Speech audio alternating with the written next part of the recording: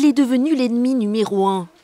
Dans ces eaux, 3 bateaux de pêche, un de surveillance, tentent de retrouver le requin à l'origine de l'attaque. J'ai décidé de mettre en place par anticipation la mesure de prélèvement requin après attaque et qui consiste à pourchasser l'individu susceptible d'avoir réalisé cette attaque.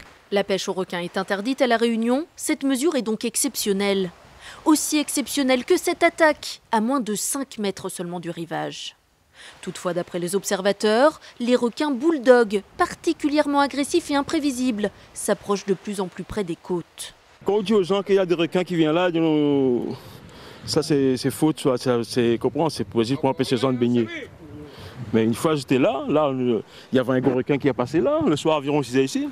Mais c'est aussi la première fois à l'île de La Réunion qu'un baigneur est attaqué. Toutes les autres victimes étaient des surfeurs. Hypothèse la plus probable d'après les experts, celle d'un requin fou. On peut bien entendu imaginer un animal à comportement atypique, ce qui justifie tout à fait d'ailleurs la décision du préfet d'essayer de pêcher cet animal, parce que s'il y a un comportement atypique, il risque de se reproduire, donc c'est un animal à essayer d'éliminer.